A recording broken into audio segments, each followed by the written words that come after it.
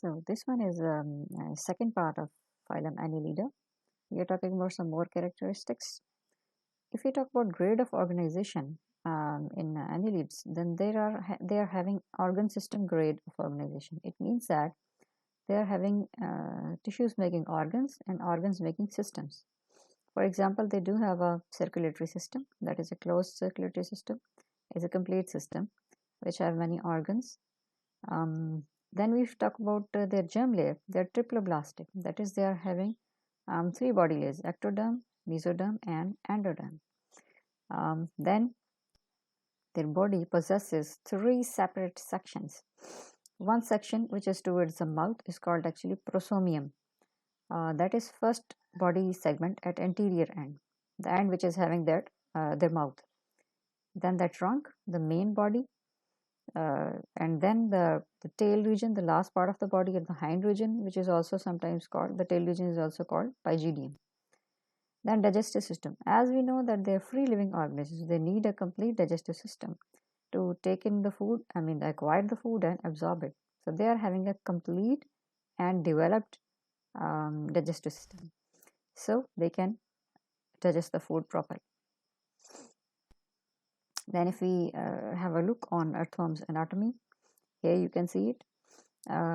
It's the first part, mouth. Here you can see the digestive system. From mouth in pink color, you can see there's a digestive canal going here and there down. Then the first part of its extended part of this tube we can see is called crop. It's kind of a stomach. Then we can see another part which is thicker. This is called gizzard. This is second part of the stomach. Then the long intestine till end of the body and opening anus. Now we can also see the circulatory system. Here you can see in red color the blood vessel going on dorsal side, blood vessel going on the ventral side, and you can see by these transverse lines, these are connected to each other, which are pumping vessels. Pumping vessels mean they're acting like a heart. They are pushing blood here and there. Then in a cross section you can also see these going down, like this is dorsal vessel, this in red, blue ventral vessel, and so on. Then you can also see the nervous system. They are having a cerebral ganglia, a set of cerebral ganglia, which are actually making kind of a brain. They make a circle around the head region inside.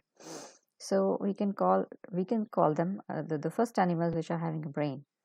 Then there are connected line of ganglia towards ventral side of the body. Here in yellow color you can see going down, going towards the ventral side of the body. Then you can also see this in a cross section here in yellow color, this one. Then you can see the digestive tube here in a cross section, that how it is, it looks from inside. Then there are systems which are present in the segments. We also talked about them, that the tissues or organs are repeated.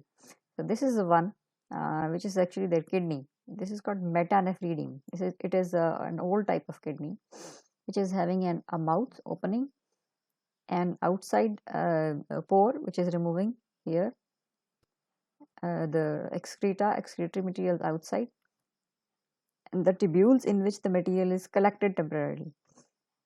So these metanephridia are repeated from segment to segment. You see, this is present in one segment, and in the same segment on the back side, the posterior side, the mouth of the metanephridium of previous section is, or previous segment is seen. So it means that the metanephridium is repeated. So this is about the anatomy here.